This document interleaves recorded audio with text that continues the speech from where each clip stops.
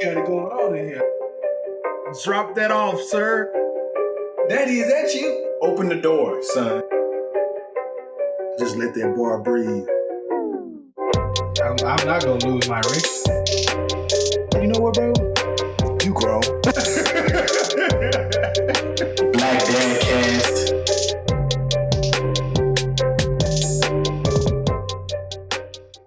We got a full house in here. Me, Cussin, and Sue Cussin.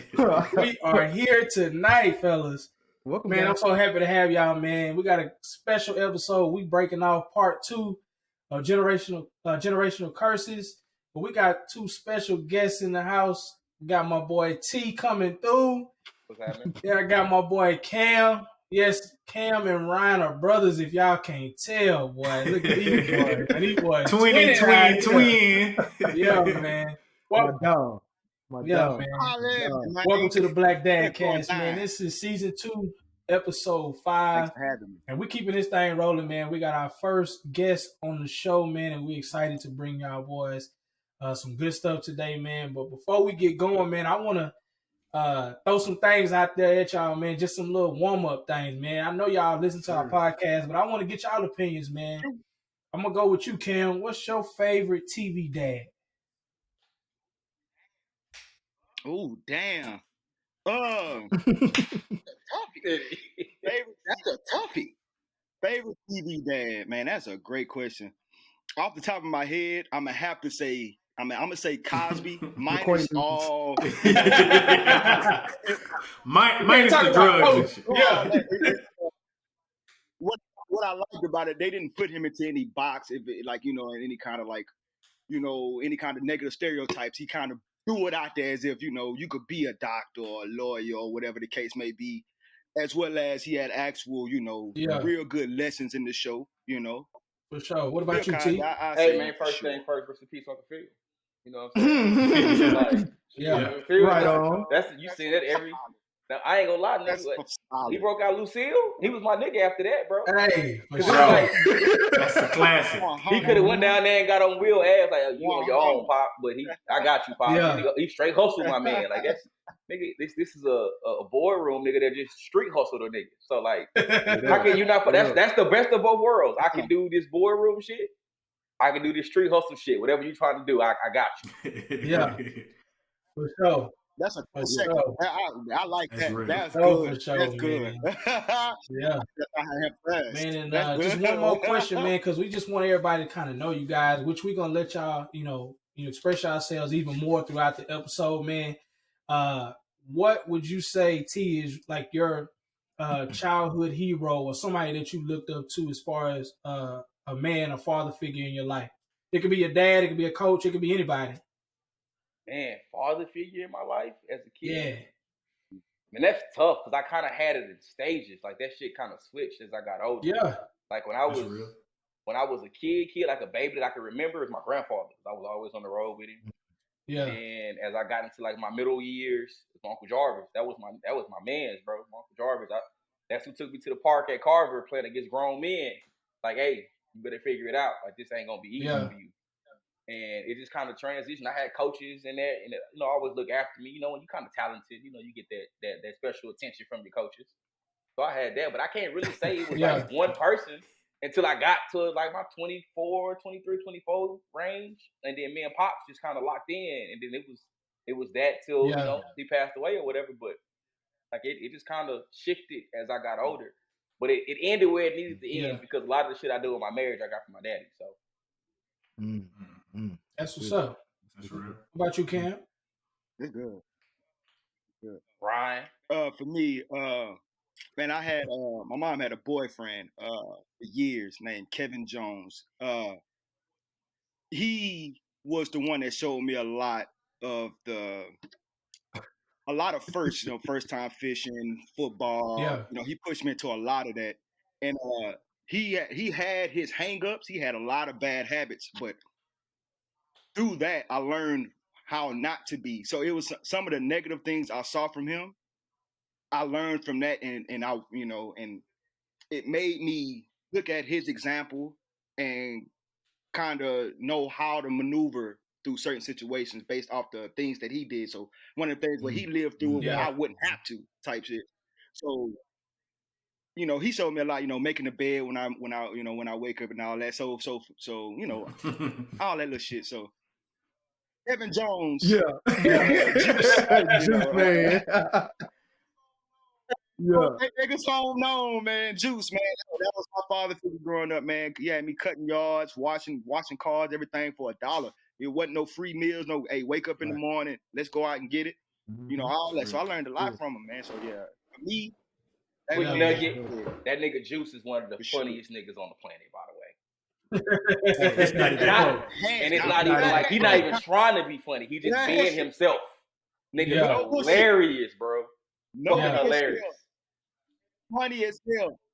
And he knows the bullshit he does, and he would tell you why he does it, and he'll be, don't be like me, but this is why I do it. And it's like he could be one of the most fucked up people, but it's so much love in him. So like, you know, like that was my guy. To this day, that's what's up, man. So shout out to all those fellas out there, man. You don't have to be, you know, a man that actually birthed the kid to be a father figure in someone's life, man. We got grandparents, uncles, stepfathers, man. We got people out here, coaches, anybody, man. If y'all got them young men in your life, man, y'all make sure y'all be careful what y'all doing, watch what y'all doing, man, because these kids out here looking up to y'all, man, and you never know. You never know, man. One day, man, these kids gonna see that, man. Just earlier today, man, I got my son out here, and my wife brought her little cousin over. He's 8, and his dad is not in his life. And my son is out here hitting the ball. We playing baseball. He's hitting the ball with no tee. I'm tossing it to him. He cranking him. He's 4, and he's 8, and he can't hit. In just 20 minutes, I showed him a stance, show him, and like I just watched the progression in 20 minutes. How he didn't even know how to swing it, and how he started learning how to hit it. And when he left like an hour ago, man, the first thing he said was, man, thank you for showing me how to play baseball. And like for me, like I took that like, man, that's love. You know what I'm saying? That wasn't something I was like trying to do and like, hey man, let me tell everybody how I show him how to play baseball. But like he noticed that. He like, man, he took the time out. So for sure, man, shout out to all those fellas out there, man. But we're gonna keep it moving, man. A lot more coming from T and Cam. Who cut onions in her? Man, y'all niggas know I be crying, dog. Y'all know I be crying. He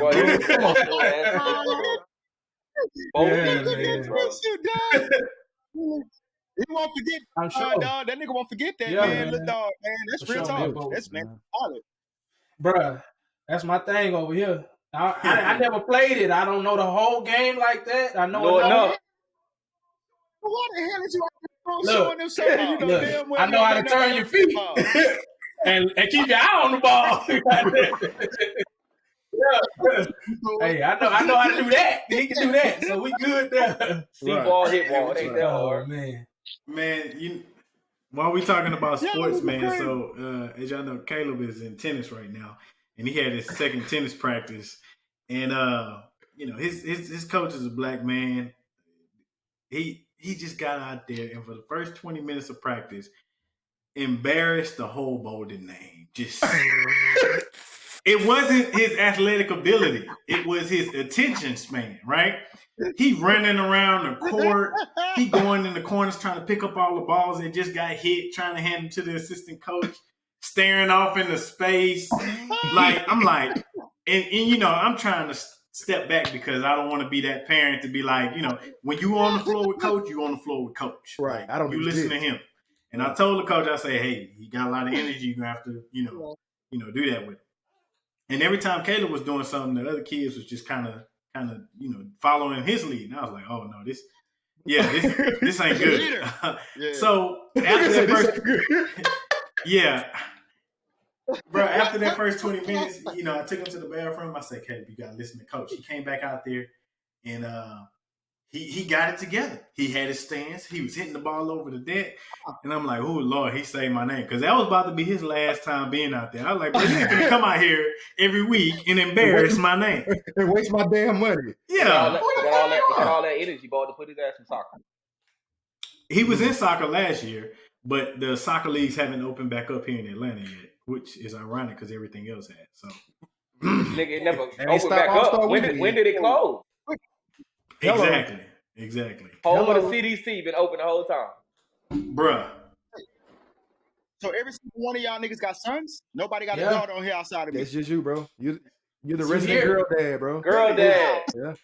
It's why you here. Yeah. Why? I never knew. Hey, let me celebrate my little girls too. Oh, yeah. My oldest, Camille, been getting all Let's A's go. in this virtual learning. Yeah. Knocking it out the park. So I'm talking about from the time that it started, she acclimated beautifully. I'm talking about raving reviews. And since it started, up until right now, today, all A students. Straight A's. Straight A's. That's the one I got full time. I know we're gonna get to all that later. But the one I'm raising full time, 100. That girl is so I'm telling you. She wake up in the morning, make her bed. I learned from Kevin Jones. Shout out to Juice. You know what I'm saying? Make her bed. She go and take a shower, brush her teeth, get down, jump on that MacBook, and start smashing the gas. You know what I'm saying? So she holding it down on the Irving name. So shout out. You know what I'm saying? My youth on her thing, but the one I'm raising full time, Camille, she's showing.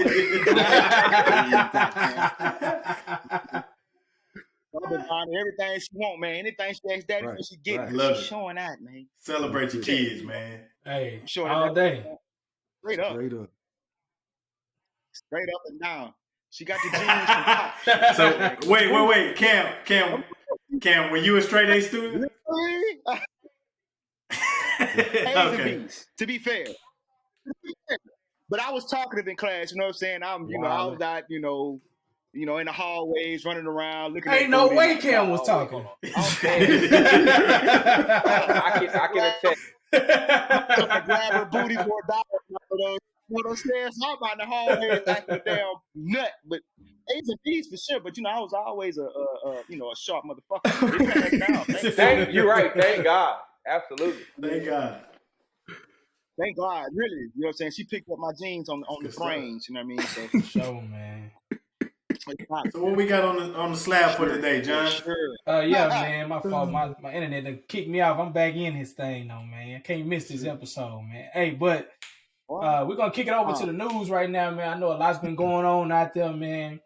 Two major topics I want to talk about. The first one's gonna be about the Asian community. I'm gonna let my boy Ryan talk about it a little bit, and then we're gonna get some opinions on that, man. So if y'all haven't heard or if y'all don't know, we had of course another, let's call it a massacre. You know what I'm saying? That's what it was, spread out across 3 locations in Atlanta. I'm sure Bolden knows what's going on. It's in his backyard, you know what I'm saying? But we had a young terrorist out here doing terroristic shit, domestic terrorism, you know what I'm saying? Gunning down Asian, white community. Call it what it is, man. Yeah. So you got domestic terrorism, dog. Like, it's like it's a hate crime, and they trying to like make it seem like it's not what that is, and it's he said it's not involving race. Come on, man. You know what I'm saying? We're talking about 3 separate locations and the same outcome with each one. You know what I'm saying? So, anyway, I have a whole bunch of choice words to say. I don't want to get too crazy with it, man. But we had the sheriff by the name of Jay Baker saying, "Oh well, he was just at the end of his rope and he had a bad day." And man, let me tell y'all something. I done had plenty of bad days, terrible days. It ain't never ended with me going and taking somebody's life, dog. Yeah, you know what I'm saying? Not one time. It can't be that bullshit he was on, man. You know what I'm saying?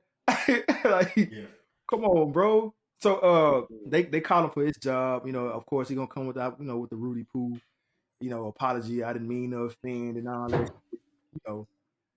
Typical fodder. You know what I'm saying? Yeah, bullshit.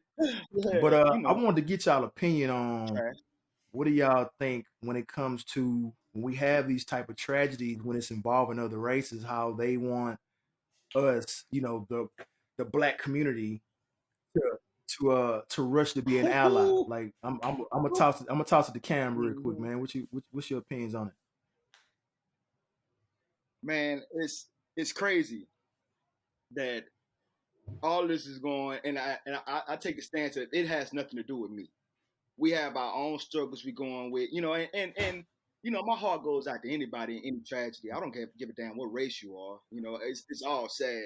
But I saw a report where it was saying what the Black Americans can do to help aid the Asian Americans. And I'm looking at the headline, and it's crazy to me because they're going through their own struggle, but I have my own battles that I'm going through, and like and it shouldn't to me again. This is in my opinion, IMO. It shouldn't read what Black Americans, what white Americans can do. Those are the terrorists that are threatening their well-being. It has absolutely nothing. I'm out here. I'm fighting the same struggle you fighting, but it's funny how I haven't seen one report on what the Asian American could do for me. If I go to the beauty supply store for a white or black teen, if I go to the liquor store, you know what I mean? If I go to any of these places, they not shouting, "Hey, Cam, what's going on?" You know what I mean? They not. They follow me around the store. That's a real thing that still happens to this day, where you get followed around the store, by, whether it be Korean, Vietnamese, Asian, all that. But my heart goes out to the folks that lost their lives in the tragedy. But personally, I got my own struggles I'm dealing with. I'm trying to make sure me and mine personally, people that look like me, who breathe the same air I breathe, and all this that they're okay. The Asian Americans, I'll let people of Asian descent, let them, let them handle that, because I don't want to move the goalposts of the fight that we've been having for the longest time, and I don't want the narrative to change to where now it's the Asian Americans, to where now everybody opens arm about the Asian American, but this whole time you have people that looks like us. Everybody on this podcast that's been going through the same kind of struggles, but we don't get that same kind of regard in the paper. It's crazy. And you want me to do something about it, man? Please, what you thinking, T? Nah. Man, I need to not say something that's gonna get anybody in trouble. I'm kind of on the back with Cam, bro. Like, look, I feel for anybody that go through any tragedy. You know what I'm saying? I lost my dad. Like, it wasn't through cancer, so I know what loss is like, what hurt is like, what pain is like. So I don't wish that on anybody. But to ask us to say something, man, fuck that. Like, just being honest with you, like, bam, like, we got problems with them too. Just like Cam said, like, there's Ron to tell you, store in the hood, Orlando, love Orlando, absolutely love it. That motherfucker been there since I was not even thought about. And I feel like they ain't cleaned that motherfucker since I've been thought about. Like, that hoe is raggedy, it's beat down. You know what I'm saying? So it's like, y'all take all our money every single day and don't even put enough effort into making this motherfucker like spectacular for us, and we don't want to fund it all. But you can't even call it an order no more. Fuck all that, Pop. Y'all holler at these white folks. These white folks out here that's doing that shit. So they need to fix that shit. Like, and I don't want to have the oppression Olympics. I ain't gonna do that. For one, ain't nobody gonna ever beat us anyway. So y'all need to stop trying that. Like, I'm just saying, my nigga, like, y'all gotta stop. Y'all was not slaves. Y'all came here willingly. Always remember, y'all came here willingly. Nigga, we only one race dragged here. We was put on a boat, put in chains, and drugged here, my nigga. So I'm not trying to hear none of that shit that y'all talking about. Y'all got issues, we got issues. We all got issues with the same people, white folks. So let's fix the white folks, and I swear to God, we might be all right. Like, I keep hearing a little sign, like, hey, can we shut down white folks until we get all this shit figured out? Because I swear, we shut down these white folks, the world will be a lot better place. So, Bowden, with this being in your backyard, have you seen a difference since this stuff has happened? Well, so it's been an escalation of like violence and stuff here happening lately, but this really kind of just took the cake, man. And so we talking about like one of those spots is a place that I pass by pretty often. You know what I mean? And it's to just imagine like. Not even a week and a half ago, I was getting a massage. You know what I mean? Like, what if he would have walked in the spot where I was? You know what I mean? And started letting loose. That boy would have been like, all right, well, I'm gonna let these Asians go, but let me get this black kid too. Two for one. You know what I mean? Like, we laugh, but he has these he has these prejudices. And who's to say, he may have a deep prejudice for black folks, but he was just on Asian folks that day. Could have saw one of us in there and just 2 for 1. You know what I mean? But I think it's despicable. You know how I feel about white people. So, you know, and most of the terrorist acts that we've seen in our lifetime are the result of white men. Yeah. White men have done some unimaginable things even in our lifetime, not to mention going back hundreds of years. Like the terrorism that white men have plagued on this earth has just been, it's been crazy. Like, come on now. And as far as the Asian community calling for black people to stand with them, like, again, what everybody else is saying, I agree that pain I mean, it hurts, obviously. Like, it hurts to lose somebody. It hurts to go through that. And I'm not here to say, you know, tit for tat. Like, where was you when, you know, Michael Brown and Tamir Rice and George Floyd and all of these different people that we lost? Where were you then? I'm not here to say that. I'm just, I've seen your actions. So when you call, it may fall on deaf ears for me. Like, I wish you well and, you know, send my condolences from afar, but like, what you want me to do? Like, don't come over here asking now when you see that we still going through these struggles. Yeah, you had a big tragedy that happened. We have them daily. Like, kids being rolled up, people not being indicted for serious crimes. Like, this is happening daily for us in our community. Like, every day it's a different headline. Yeah. And I ain't seen one motherfucking story about what Asian Americans do for us. That's what I was about to say. Like, when I did the Google search on this, I purposely took out Asian American and I put in Black American, and not one fucking article came up like, well, all these hate crimes are happening to Black people. What's going on? Like, we're not getting that headline, bro. Right. I would like to ask y'all a question. Right. Like, we all generally from the same place. Like, how many Asian stores do you see in the Black neighborhood? They on every corner, dog. We put money in their pocket every single day. What can we do? We've been doing it. We've been funding y'all. So we took care of our part. Y'all got the rest on y'all own. No, I mean, no shade. And as it relates to the massacre, to play white devil's advocate, the reason, word to my nigga Charlemagne, but the reason that this asshole, whoever this Peckerwood was, the reason behind it was he had a sexual urge, and to fight his sexual urge, he went into these parlors and just started offing the sex workers.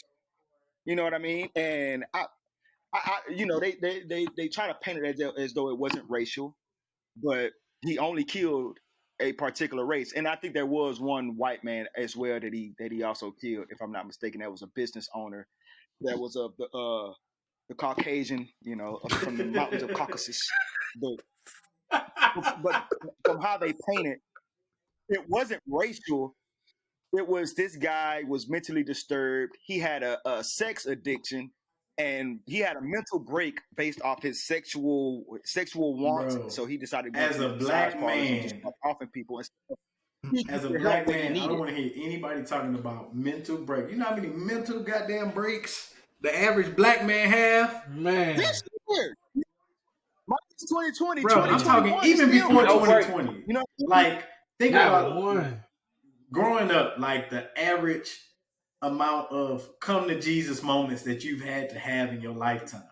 You know what I mean? Just like, let me get myself together. Let me regroup. Like, all right, I'm going off the deep end. Let me, you know what I mean? And like, this is in our generation before the awareness and the resources of therapy and different things like that. Like, we had to fight all this shit on our own. Man, you know come what I mean? on, like, we had the church. That's it. Like, pray about it. That's what we was told. Pray about it. Yeah. That's shoddy. And it's crazy the shit that you got used to and the things that you kind of normalize yourself to. That's not right. It's not okay. Like, you know, when you see a cop behind you, see them cop cars, your sphinx to your asshole tighten up. You're like, oh damn, I'm a good dude, and I still get all like, you know, I'm right. But you still fucked up. You're like, man, I don't know what's on this nigga brain. And what's crazy, on top of that, he could be dead wrong as two left shoes. Everything's recorded, and he'll still make it. The charges are filed, Yeah. There's no this white man accountability. need a mental And so break. some, they demonize, Cam, you smoke weed, blah, blah, blah, whatever the fucking case. You know what I mean? He drives an old Ford. He had some paint scratched on the side. He was a terrible fucking citizen. And whatever kind of bullshit, they'll just breeze on through. So it's crazy how so much normal shit that motherfuckers that look like us, you know what I'm saying, it scares the shit out of us. Mm-hmm. You know what I mean? So it's fucking insane. And and I hate how they move the goalposts on so many struggles we go through. But it's gay rights, though I have no problem with anything having to do with the LGBTQ plus community. It's close enough. But they move the goalposts to that. Women's rights, Me Too. Now Asian Americans, it's like no one can stay on course of the small problem that they have with the black people standing on top of the table saying, we have issues that nobody's fixing, and everybody's saying, get off our damn table, versus fucking addressing why we're on the table in the first place. And it's about everything else other than what it is that we're going through. And we built the fucking white country. people. We built it. Y'all gonna let Kim get his stuff off on here, man. I Y'all swear. gotta give him some room, let it breathe. Come on, man.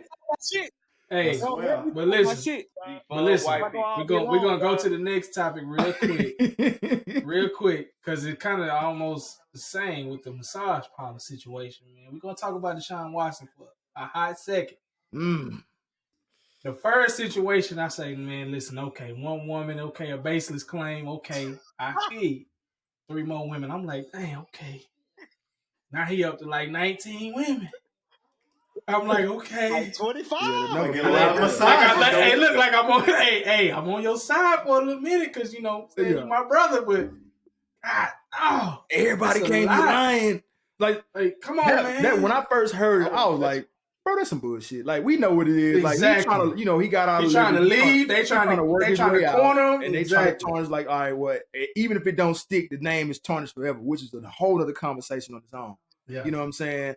But it's like, damn, the numbers stacking up. It's like, and I always took their logic where even when it was either if you white or black, it's like, man, all these women not lying. You know what I'm saying? Like, that was the stance I took. But it's like, that's kind of best. I don't know. Man, listen. You know what I'm saying?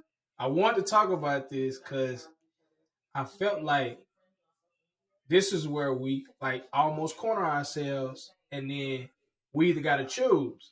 I'm gonna let it play out for whatever it is. Right. I'm gonna get my opinion on it. the first couple, I was like, okay. Please do.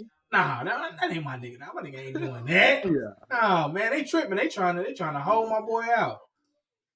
Then I read it again. I said, bro, this is way too many women, dog. Right. It's like way too many women with the same story. Like, first off, if you're gonna get a massage, why you gotta get so many different women? Get the same one. You're gonna have a lawsuit. You're gonna have a lawsuit. Let it be on one. You know what I'm saying? Right. Now you got all these different women coming out and saying it. It make it seem, even if it ain't true, bro, at some point in time, right about now, it's almost feeling like he got some kind of guiltiness into it. Yeah. I don't know, I mean, you can't take the same masseuse to every state. It seems like he's across, many states or what have you, but I'm always skeptical whenever it's one of these, one person says something and everybody jump out the woodworks when it comes to millionaires. I mean, he's a successful man. So you never know what anybody's agenda is, especially everybody's hungry. The one thing I'm learning now is anybody will do anything for $1. They'll sell themselves, and do something that's questionable against their character just, for $1 sign. So I'm gonna be careful and not say that I stand with Deshaun Watson, but I don't see him going around at 25 women on some Cosby shit. Like, I don't. Yeah, it's hard to, like, I'm gonna just say let the facts play itself out. But 25, it's just like, dang. But even saying that, I hate to say that because it's like it perpetuates the narrative that's always like, well, let's let it play out first to see if this woman is lying or not, as opposed to taking this woman at her word. You know what I'm saying? So it's like it's a double-edged sword. Like, however you slice it, bro. If you on the side of Deshaun's, like, bro, you out here like you wild. Like, this woman saying this is what her story is. And then if you on the side of the woman, it's like, it's it's either way you slice it, dog. Yeah, because it's that because if you side with the woman, it's the what happened to innocent till proven guilty. Right. You know what I'm saying? Right. That's what I'm saying. And if it comes out that Deshaun Watson is fucking clear all this shit, nothing's going it's to tarnished. Happen, it's done. He can't never get another masseuse. And that's over. Yeah. It's always nothing happens. You know what I mean? So I'm real careful about because I mean, not to ruffle any feathers. I still think free Cosby. Kind of wilding. We on the side of wilding right now. Hey, it's some free R. Kellys out there right now too. So hey, I won't touch it. I won't touch it, but Cosby, man. That's my TV. I'm staying with you. Look, that boy say you kind of wild, but niggas sound like pudding too. Come on, man. I just seen some of these hoes, man. Cosby, man. That man, Cosby is Cosby, man. He could have had his. Hey, he hurt, y'all. Next subject, dog. Yeah. Well, move right along. Everybody on boiling water. Everybody on. I wasn't there, so. And all of those shit.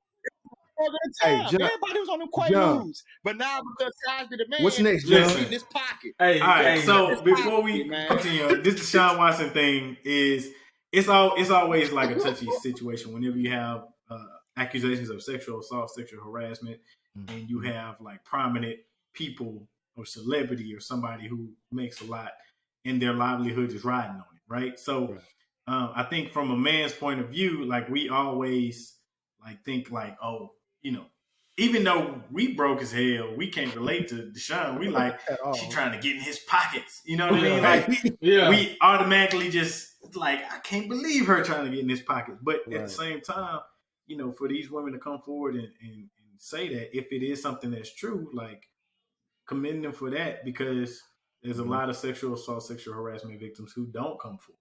Right. If he's out here wilding like that, if he's out here wilding like that, like he needs to be stopped. Fuck his reputation. You know what I mean? But I think there is, like I was looking at one of the texts that they had put, because that's what I wanted to see. I was like, I want to see these texts they talking about. Yeah, they dropped them? Well, I saw one of them, and it was saying how he said, sorry if I made you feel uncomfortable. That was never the intent. Yeah.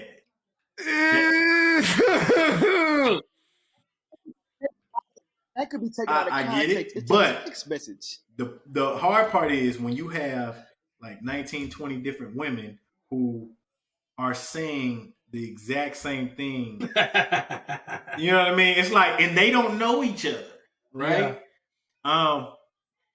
And that was my biggest hesitation throughout this whole entire thing. Because he just questionable all around. Tony Busby was the guy that as soon as I saw it come to light, I saw it come from Tony Busby. And I was like, initially I was like, nah, no. Yeah. No way. All right. Like, Tony Busby.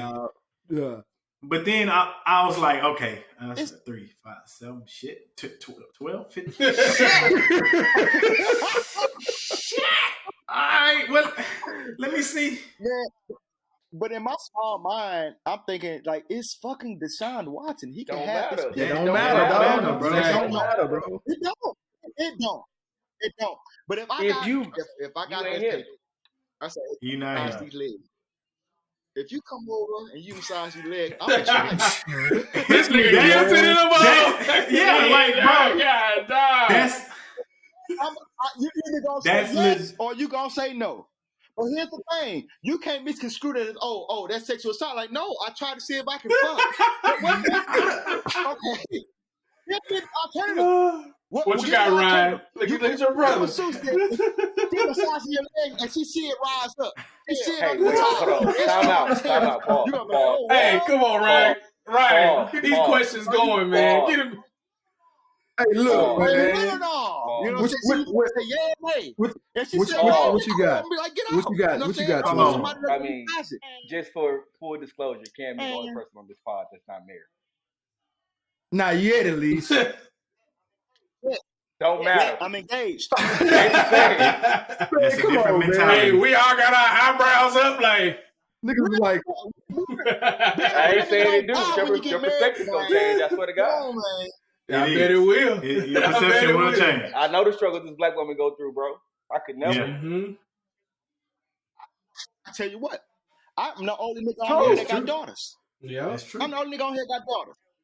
Now, if Camilla Chloe came to me and said, "Hey, Dad, I had old boy, we chilling, whatnot. It's late night, it's 2 a.m. I'm giving a back rub." He said, "Hey, you know what I'm saying? Put your mouth on it real quick." You know what I'm saying? He whipped it out. Like, "Hey, so what you do?"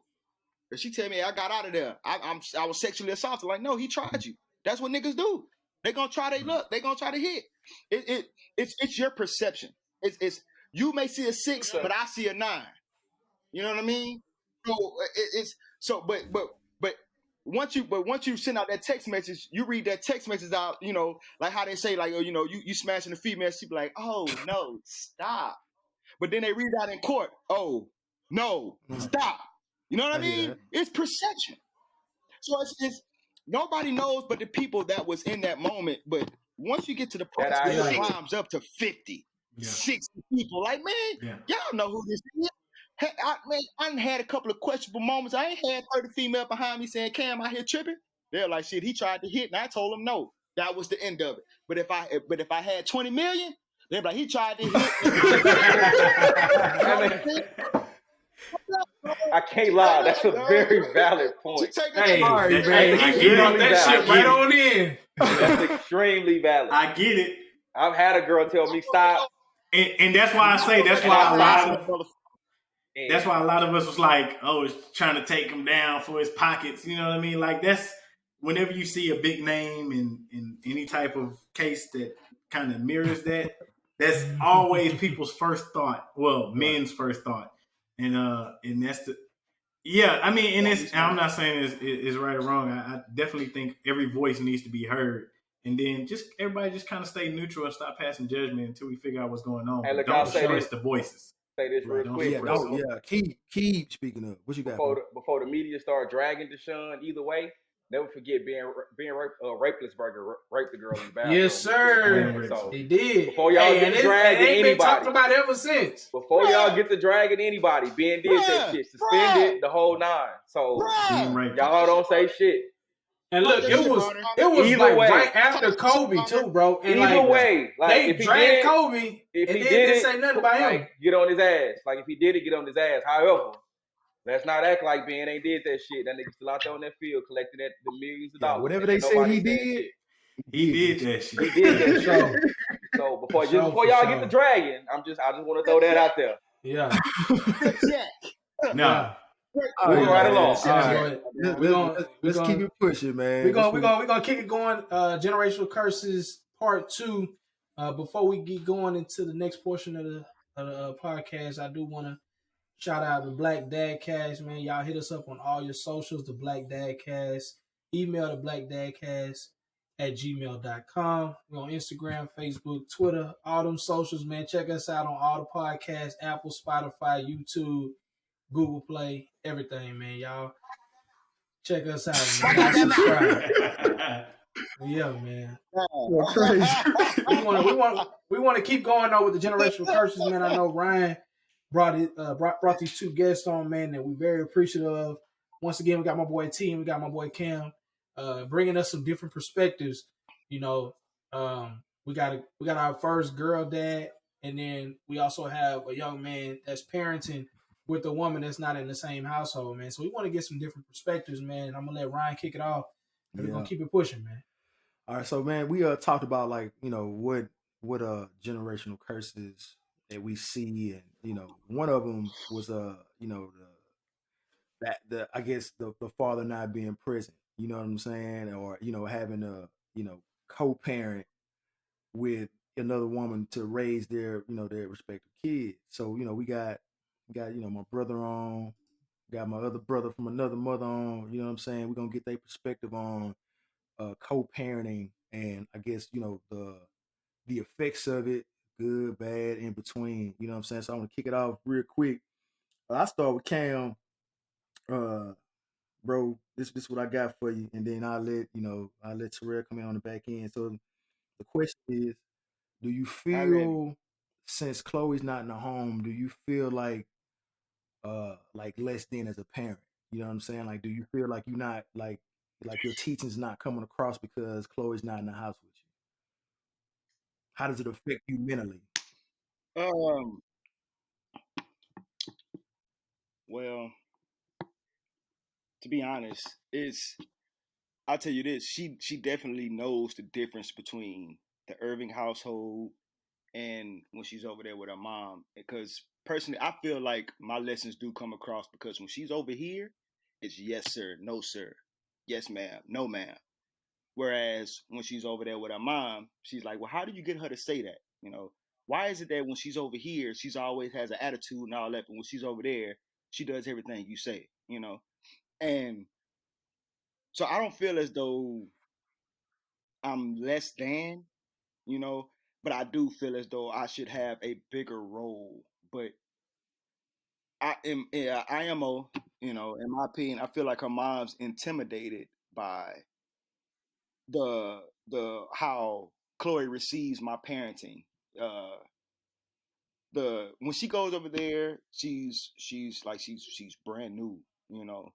And Adriana called me all day long. She's over here. She's saying yes, ma'am, no, ma'am, blah blah blah. And then it dies. Like you're like, what are you doing to XYZ? And I'm not real big on giving her my secrets, man. You know, and you know, then to let y'all know, it's not, you know, it's not some big secret. It's that when she's here, you know, I correct her as she does it. You know, she'll come in here and say, you know, she'll be like, hey, you know, hey Chloe, yeah, huh, sir, you fucking right.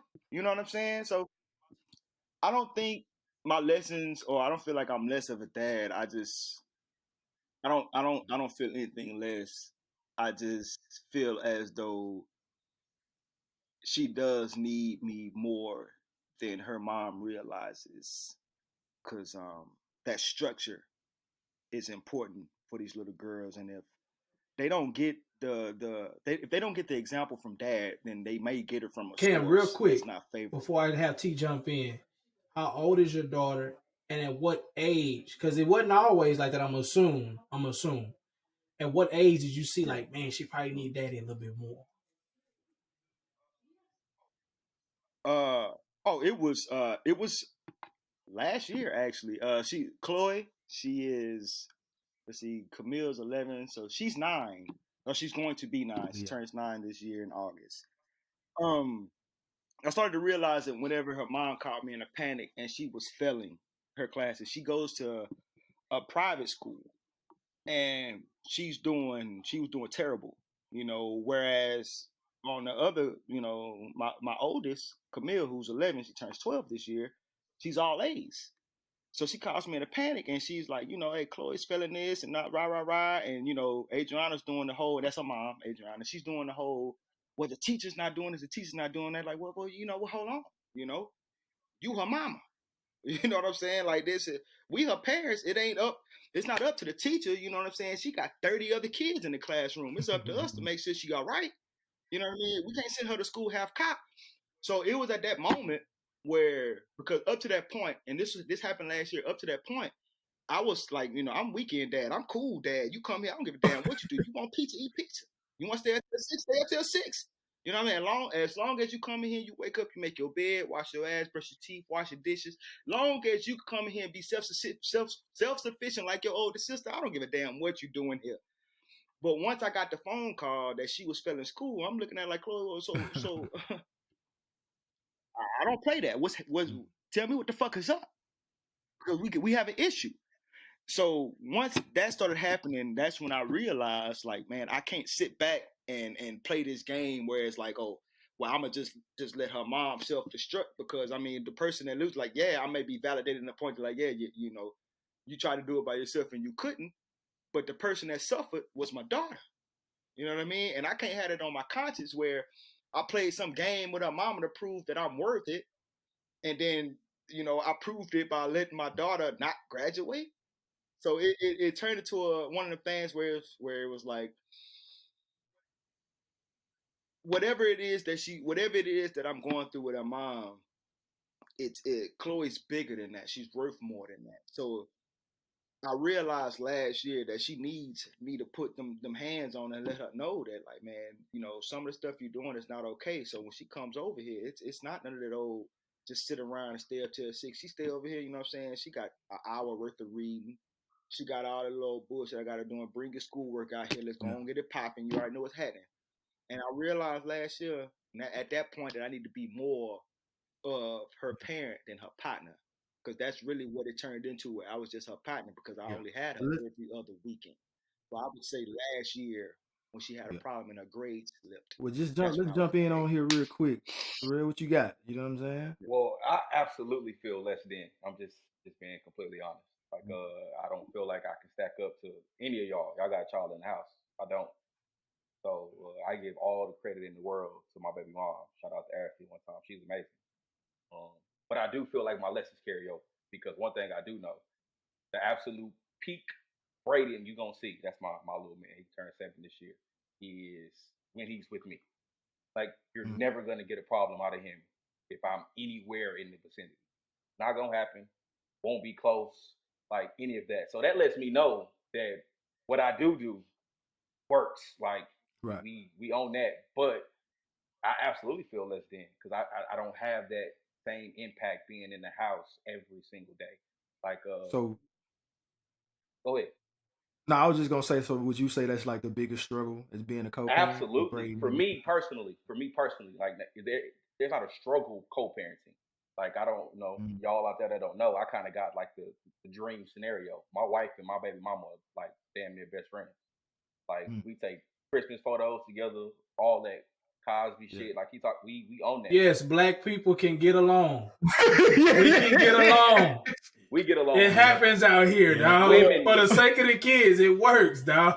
That same uncle I was talking about earlier, that nigga told me, like, hey, nephew, I ain't gonna lie to you. When I seen your wife and your baby mom, like, kicking it like that, I was like, hey, I gotta step my game up. My nephew player. And it's not even that. I just tell people all the time, I ain't do shit. Like, I just really didn't. To kind of piggyback on what Cam was saying, I took the personal side out of it. Like, that's kind of where the problem goes. There's always something personal. Either it's the mom to the dad to the mom. He might be trying to, every time he see it once in a while, touch on the booty, some crazy shit like that, or she trying to get the D. You know how it go. Like, it's real life. That's what happens. I eliminated that. Like, we have no questions about that whatsoever. True story, nigga. I just started hugging my baby mama when I seen him. Like, cause I didn't want that to come across. And I know a lot of other people what they struggle with specifically is like, if you the dad and you got somebody else and it's like, oh, it's a birthday or it is, well, you can't bring that such and yeah, let them finish, bro. So Paul, in the spirit of understanding the woman, if it's my girlfriend, all right, we can negotiate that. Like, that's cool. I understand. But this is my wife. So this is not a conversation we having. This is not a maybe. This is not a, we'll talk about. It's not that. It's she gonna be there, and then I actively push my wife to make sure you're active. Like, Brayden loves my wife. Brayden absolutely adores my wife. So it's great. But I make sure I push that, like, hey, like, this is our child. I never forget the first time she called me. I'm at work and he was with us, and she said he acting a complete nut job. Beat his ass. Calling me for beat his ass. She don't want to do that. She don't want to cause no rift. And I was like, hey, look, I'll take that. But one thing our child not gonna do, and I'm sure me and his mama gonna agree, he's not gonna act a fool. That's not we not gonna have that under any circumstances. Like, none. So whoop this little nigga. Like, that's just where I'm just, you know what I'm saying? That's just where I'm at. Like, we not gonna have that. But as long as like I said, I took the personal out and made it to where, like, man, look, this is what it's gonna be. This is my wife. That's the baby mom. She ain't going nowhere. We gonna be in this hole. We gonna kick it. So that shit on Sundays, baby moms and my son pull up and we cooking brunch and we having a good time. Hey, you know what's crazy, bro? We sit there and watch. I'm an avid Ratchet TV watcher. So let me get that out right now. Let me say that right now. But when I watch these shows, bro, and I see these people, like grown men and women, not talking to each other, and they got kids together, I'm like, at some point in time, y'all had something. So y'all got to come to the table for the sake of the kid. And then, you know what I'm saying, the relationship between baby mom and wife gotta be stable, dog. Because truthfully, they're the backbone of everything when it comes to the kids. You know what I'm saying? We are like we the heartbeat of it, but they the backbone. You know what I'm saying? Like it goes hand in hand. Everything flows, bro. But if you got two mothers that are on the same page with that stuff, man, I'm sure for you, bro, it probably made your life and your stress level come way down to know like I got that, on my side. And that's not something I gotta worry about. I can continue to focus on being a husband and a father. I don't have to worry about mending relationships and trying to avoid certain outings and events and stuff like that. You know what I'm saying? So that's a big credit to the ladies in your life, man, for sure, man. We want to give them some credit too, man. Like they stepped up to the plate and handled that situation with grace because, not a lot of people going, be receptive to that situation. They might still be heartbroken over what happened and won't let them issues go. You know what I'm saying? And they putting it on their kid. Yeah, Cam, let's talk about that a little bit then. So yeah, go ahead and get your thought out, bro. You got it. Yeah, because it gets tricky. Because though everything you said, John, is A1, but people grow at different levels. So it's where I can have that come to Jesus moment, and I can have that clarity that you're talking about. But if the other party doesn't have that same clarity, it feels as though I'm arguing with a clown, and I hate the circus. So it turns into one of them things where no matter what you say or what you do, you're deemed whatever it is this person makes you out to be. So it's a constant struggle to not be what it is. You know what? Let me speak about me personally. So where there's been constant times to no matter what I do, Chloe's moms will call me a deadbeat. Just off the rip, deadbeat, whatever. We'll have an argument or something she disagree with. Oh, you're a deadbeat, and she'll totally negate everything that I do every motherfucking day for my daughter. It does not matter. You're a deadbeat, blase, and it'll be an argument over something so retarded. It'll be something so stupid. It'll be a simple conversation, and it turns to one of them things to where you know what's right, you know what needs to be done, but if you're in it by yourself and you're the only person that's willing to make the moves to make everything click to where everybody is on the same page, you just that's real. So wait, boy, what how did y'all approach that situation? You say they almost best friends now, like y'all get along great. Was it always like that, or did y'all have to have that conversation? And how did y'all approach that conversation? I'm gonna say this: it was never a conversation ever had. Like as far as between me and Ashley, like that was something that never had. Like I'll say this just like quick slide. Like I'll challenge you, Cam, that when she going down that rabbit hole, to not go with her. Like that's my personal challenge to you. Like because ultimately that's the method I've always taken in my approach with dealing with my baby. Like we had times we did not like each other at all. Like at all. Like like this it's been bad. This is pre me getting married, all that, whatever the case may be. It's been bad. But like I think I got really upset once. Like, and I didn't like the impact that it had. Like that one time I got really, really upset. Like I didn't see Bray for a while. Me and his mama wasn't talking at all. And so like from that standpoint, after that, my approach was I'll just take it. Like whatever it is, like I'm just gonna take, because it's not worth the end result. Like ultimately for me, that's just what it came down to. So when it came down to Ashley and Lake, I just kind of let them, they just organically became that. Like my wife is an amazing person. Like Ashley is an amazing person. Like both of them are sweethearts at their nature. So it was eventually gonna happen regardless of the fact they talk to each other long enough. It's gonna get there. Yeah. Was we was in a wedding, and it was one of my friends was getting married. My wife is in this wedding, but that friend also knows my baby mama. And when she was going on her little trip to Austin, take the girls with her, she took my baby mama with her. And so like my best friend, who's a girl, my wife, and my baby mama pretty much spent that whole weekend together, and like they bond just on its own. Damn. It just mushroomed, and I ain't had shit to That's do a with it. movie waiting to be written. I swear. That's wrong as hell. Like, that's wrong as hell. That is hey wrong man, as hell. like, like, you know what I'm saying? I'm not gonna sit here and act like I do anything special, bro. I don't, bro. I just try to keep the peace best I can. Like that's really How do you like? Okay, so keep this the is peace. for How both of y'all. I This question for both of y'all. So I'll let Cam go first. Like so y'all going through a rocky patch, right? How did y'all compartmentalize y'all's personal feelings and emotions to get the job done? Obviously, to get the job done is raising your child. It's childish as shit in my case. Cause don't get me wrong, I feel what T saying. I feel him, but there's only so much bullshit that you'll hear in your ear when it goes against something that you're not.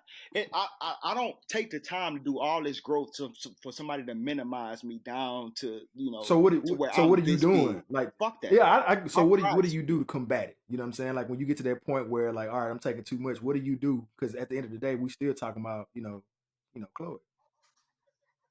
Oh, I shut it down. Like, don't talk to me. Like, once it gets to the point to where she gets belligerent and she gets to some shit to where it's totally not me, I'll shut the whole conversation down. Don't call me until an adult calls my phone. I'm not talking to no Right. children. Once an adult calls me, and it's crazy, every argument that we have, every single one, and I'm not exaggerating, every single one, it ends with her saying, "I'm sorry, I was out of line." But it's so many conversations that we tried to have. I'm like, if you know that you're always attacking me just for the sake of attacking me, you need to call somebody or talk to somebody and find out what beef that you have with me. Because I've already addressed every concern that you had. Because to be white devil's advocate, Wow. there was a time when Chloe was born, I was still in a relationship with Camille's mom. So whenever it was that all that happened, I'm like out of sight, out of mind. I'm like, hey, look, I'm a recovering deadbeat. Every week, I was giving Chloe's mom $70 as like a child support thing. So to be fair, where all this hate comes from a real place. Because the first year of her life, I wasn't there, but that's because I was still trying to hide my second child from Camille's mom, who I was it's still in a a deep relationship. rooted issue. Yeah. So to be fair, so some of what helps me kind of get through this is like, this is my own karma I created because I put myself in the situation for this to happen. But it's been 8 fucking years of me apologizing for that. I don't get the right to tell her how to react to some shit based off 8 years ago, whatever. But I've been proven through all them years that I've corrected all the wrongs of that time and then some. And I'm not gonna have you call me every time and reduce me down to who you knew me as Just when I was jumping up. 22 years old. So once that happens, I'm hanging the phone up because I'm not that guy you're gonna make me out to be, and I'm not gonna argue with you. And ultimately, what happens is once that happens, Chloe knows how much she loves coming over here with daddy. So it comes to a point where she's like, I want to go with daddy. So she has no choice but to call me and try to reconcile because I'm like, jumping in real quick, Surreal. I'm not for that. I mean, like my shit not as dramatic as Cam, so I can't. This like a nigga trying to follow Barkley on Inside the NBA. Like, I don't know what I'm supposed to say after that.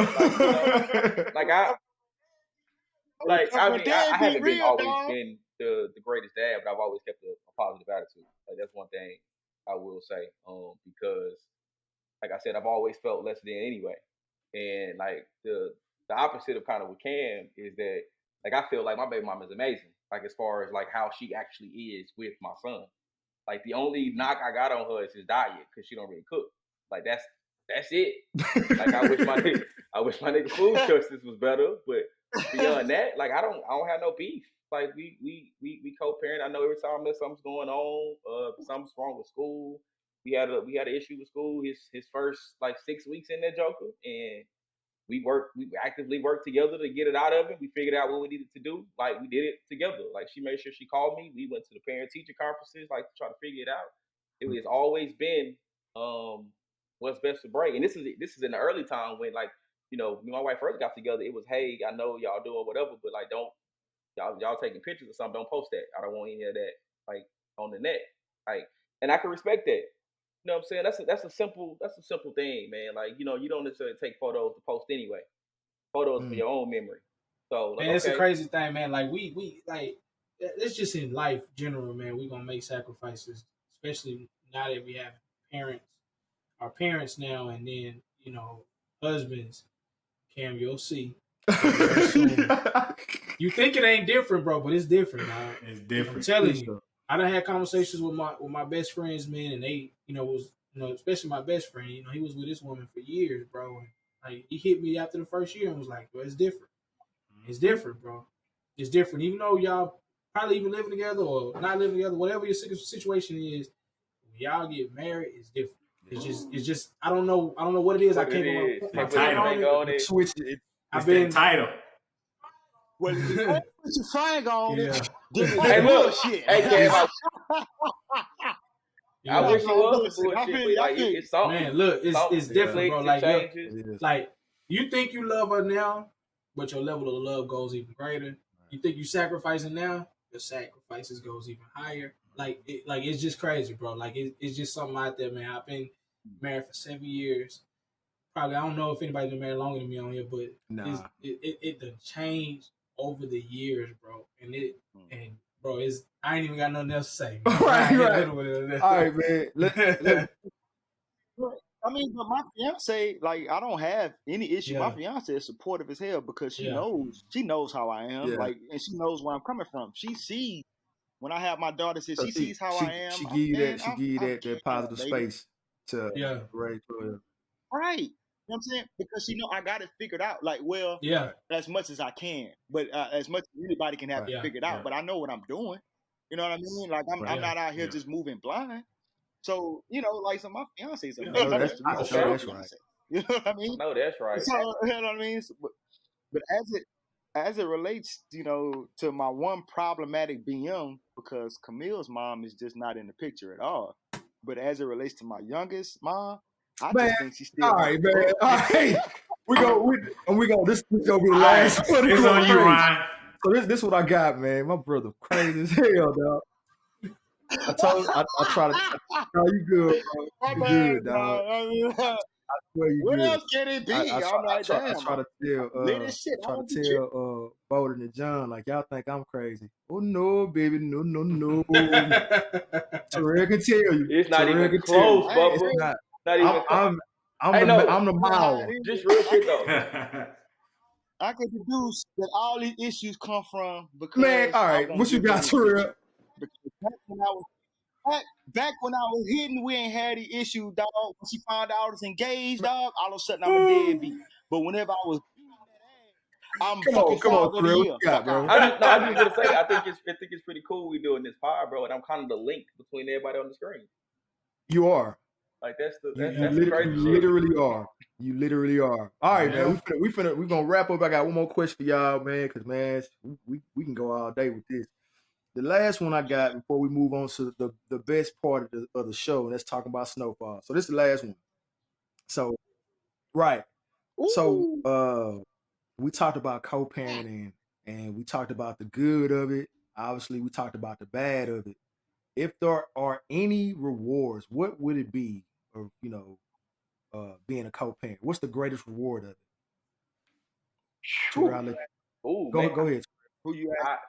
I ain't gonna lie. For me, nigga, I think it's dope as fuck that I sit and take photos with my wife and my baby mama and my kid. Like, you know, like, I don't have the in the house situation for shit. I got the next best thing. You can't say shit about what I got going on over here. Niggas can look at me and envy. Yeah. Okay, so I mean, that's probably like the coolest part. My son is dope as shit. Like, we don't have no, but I'll tell you, we don't have no smoke.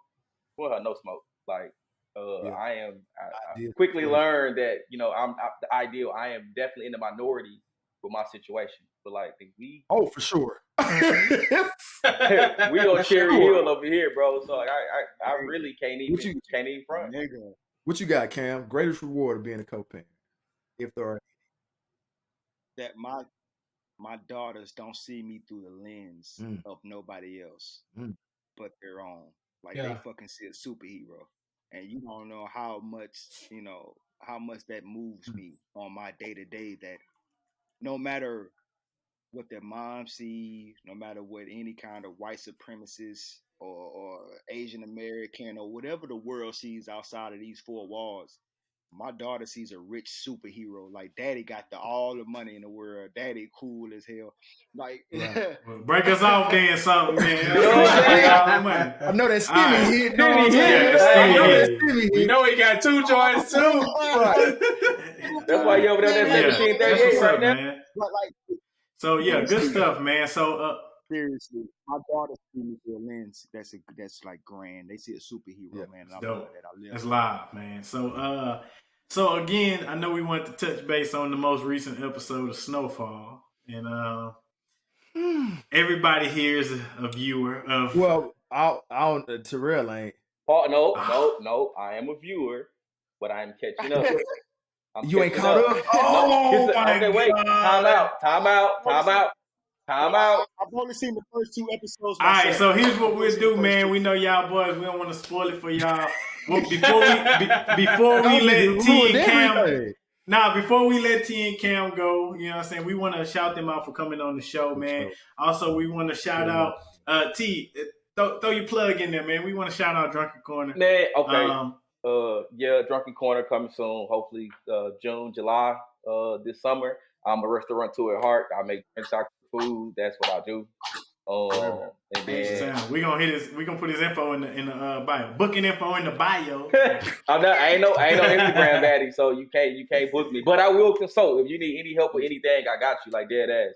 I'm a fan of passing all the secrets, all the info I got. I got really strong opinions about it. So if you're in the restaurant game, the bar game, whatever the case may be, I have no problem sharing what I know, my thoughts, my approach. I learned from the white folks. You know what I'm saying? So I'm just being honest. I take the shit the white folks learn, and you know what I'm saying. And then watching Bolden ass, if you friends with this nigga, and he'll make you want to try to do something great. Like I don't know, because this nigga have you like, okay, I'm not doing enough in life. If you look at this nigga, for sure. Damn, what y'all see? I'm still trying to figure out if we all got the same 24 hours. I swear to God, I think we got more time. We got more time. Hey, but let me plug too, man. Don't trip. You know what I mean? So my fiance, that's _so Reese REESEY, licensed cosmetologist, professional makeup artist. If you want to be a master, real shit. I know that's right. I know that's good, nigga. You want to be a masterpiece? Call Reese. All right, that's a bar. Yeah. Shout out to Reese. Yeah. On point.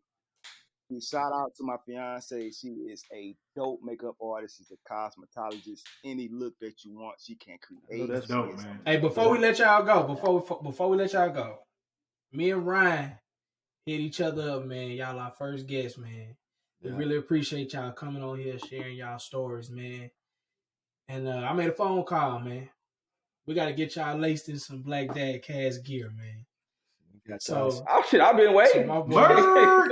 So we got y'all some shirts. We got y'all some dad hats that y'all seeing Ryan rocking right now, man. Yes, sir. Look at that coming y'all way, man. Hey, I was for the ask y'all got a begging segment. Ain't no begging on here. We got y'all. We ain't there yet. You know what I'm saying? Like John said, we blessed y'all, bro. Man. Absolutely. I let y'all work out whoever gonna take the white, who gonna take the black. I let y'all work that out, but man, we gotta take care of y'all. Hey, I'm built a little bad. I'm built bad, so that black slimming. Don't trip, bro. We'll y'all merch, man. We gonna put that white devil on me, huh? Man.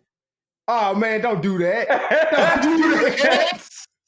You gonna put the white devil on me? It's cool. Man, real talk, man. I appreciate y'all for coming on, man. We wanted to bless y'all real quick. It ain't much, man, but our niggas always want to wear some merch, man. So we tightened y'all up real quick, man. I love y'all, man. For sure. Yes, sir. For sure. Right, send me here, niggas get free gear. Yes, sir. And also, man, I want to leave with this. You know what I mean? So anybody going through the situation I'm going through, as far as you have any issues going on with somebody you had a kid with, significant other, whatever, man, keep your eye on what's important, man. The kids didn't ask to be here. And what keeps me pushing, what keeps me through all of those bullshit is that I'm not gonna let my kids be the collateral damage. So any bullshit I gotta take on, that's what I signed up for whenever I didn't wear that rubber. So if my daughters need whatever they need from me, I'm gonna deal with that first. And anything I'm going through with their moms or whatever, that's something separate. Take care of your kids and don't use or validate your bullshit to the relationship that you have with your significant other because it's trash. It's garbage. It's not a great excuse.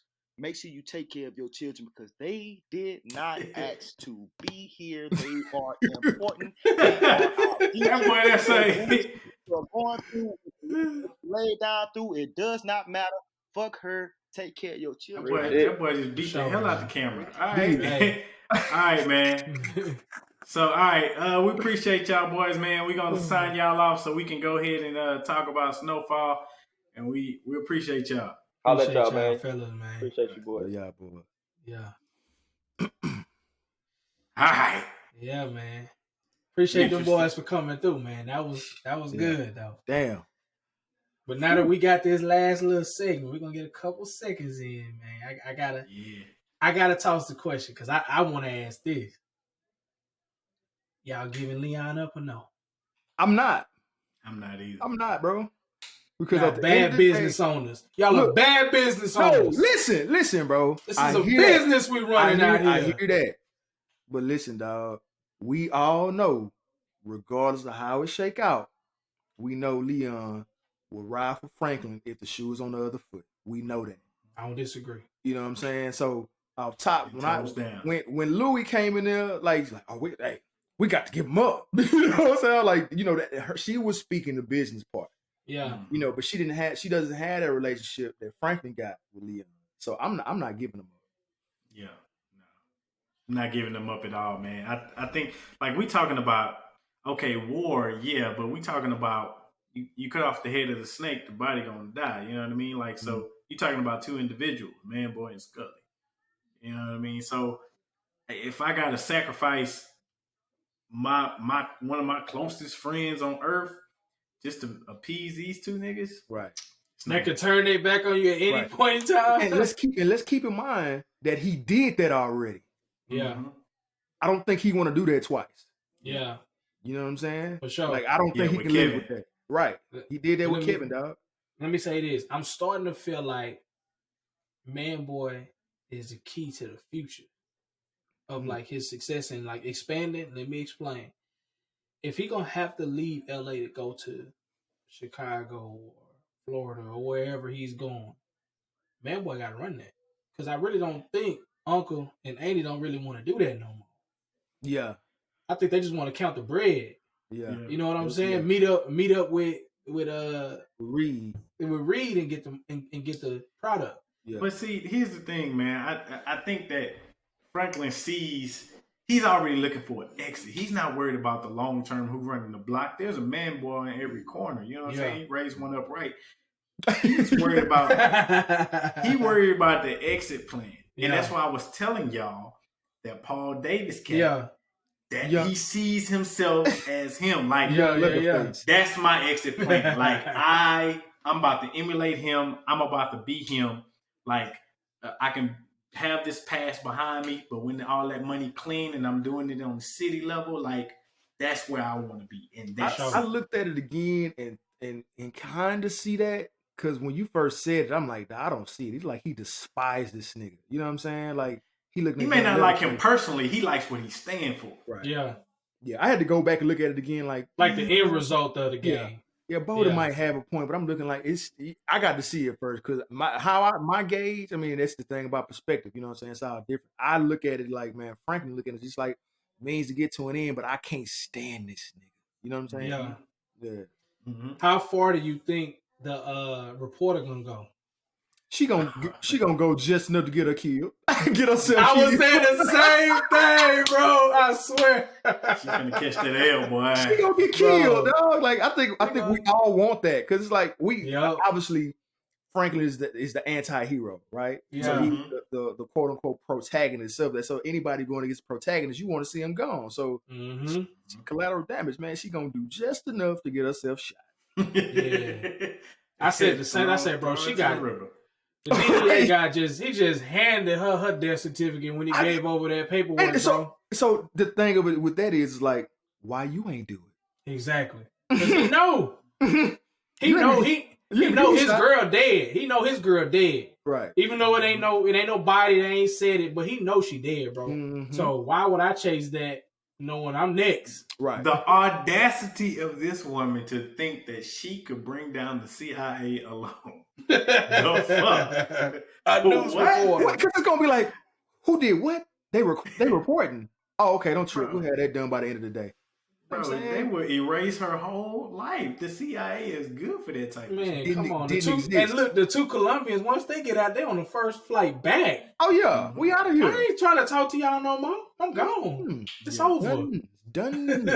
So I don't know. My bad, bro. Let me get this one last thing. Like, I don't understand, like, if we know the CIA can do this, I don't know how you don't know that. Because she was like, when Franklin had gotten, he got jammed up or whatever, and like nothing existed. How do you not think that can happen to you? Like, well, I couldn't find anything. Like, I looked through all the files. I couldn't find anything. You don't think that can be your fate? Come on, man. Audacity was on sale in the 80s too, I guess. Man, it was on sale at a premium, right? You tripping, man. For sure, man. I'm thinking that who the fuck she think she is, bro? Man, what you doing? You're gonna get killed, man. All right, bold predictions for the next episode. Obviously we're gonna get the fight. I think what's gonna happen is Franklin gonna get off probably and they got their own like internal feelings. Franklin gonna get off what he gotta say, and Leon gonna get off what he gotta say.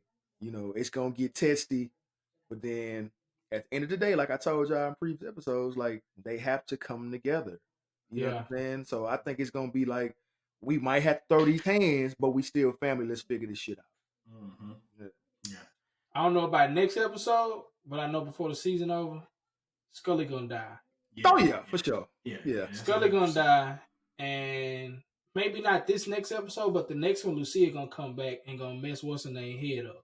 Oh yeah, she gonna mess Oso up. Also, you gonna mess Oso head up. He gonna be so far out the game, he ain't gonna know what's going on. Right. And it might catch him slipping because I'm still predicting he gonna get killed.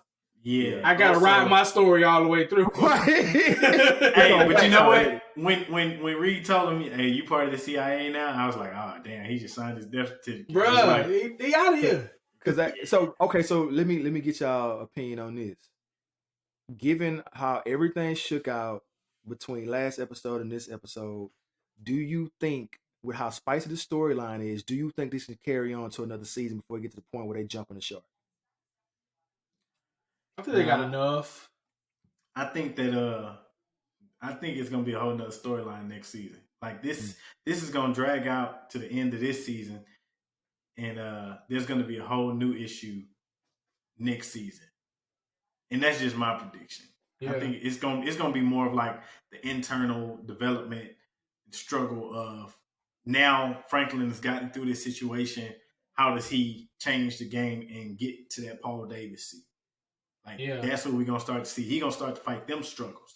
But truthfully, how long can Reed keep this up when the war is almost over? Bro. Like, you can't keep doing it. The CIA gonna have to shut him down at some point in time. Right. Because how we looking at it, because I mean we know the timeline and like obviously like the reporting broke the story on the Contras and the CIA and all that good stuff. So we know it has to come to an end. So where's that? Where does cocaine come to an end? Oh, obviously not that, but how do they tie it up? Like Franklin and Reed's relationship as it pertains to him getting his coat. Mm-hmm. What does that look like? How do they tie that up? We're going to see Pablo Escobar next season, man. Get me to the source. I don't want you, Reed, no more. I'm going to the man. I'm going to Columbia to get this unstepped on dope. Hey, Denzel wasn't playing on American Gangster. I'm coming to you right now. Yeah, don't even trip. I'm on the way. You know what I'm saying? Yeah. But that was my concern. Like I was talking to my partner about it. Like how does this move? Because it's getting so out of hand. Yeah. How do they reel it back in? Because at some point you got to do it. You know what I'm saying? Mm-hmm. Yeah. Franklin, man, get off that cane, man. I'm getting sick of that. I'm tired of this nigga with that cane, bro. That cane, bro. Come on, dog. All right, we get it. Is Wanda clean next episode? Yes or no? Yes. No. Ooh, I like it. Spicy. Like I said before, dog, you don't bring back her character to not make her some type of assist in the plot line. Like it has to be that. She's in there going through it and all that good stuff. She's going through like detox. She gonna get clean, bro. If she still got feeling in that too, she gonna sell that. She gonna get clean, and before the end of the season, she gonna die. Maybe that can be a thing. Wanda gets clean. She figures it out. She helps them in some type of way. She gets killed, and then Leon is off the rails. And y'all think he crazy now? Wait till Wanda get killed. Man. All right. Well, that's it right there. Y'all got anything else, man? Nah, I'm good. Let's get it. Man, I appreciate y'all for signing in with us week after week. I appreciate y'all for sending us y'all feedback. I appreciate y'all for pushing us when it seems like we're not touching enough people. The right person sends something, is like, all right, we on the right track. So I appreciate y'all. Keep riding the wave.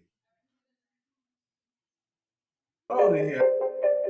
Drop that off, sir. Daddy, is that you? Open the door, son. Just let that bar breathe. I'm not going to lose my race. You know what, bro?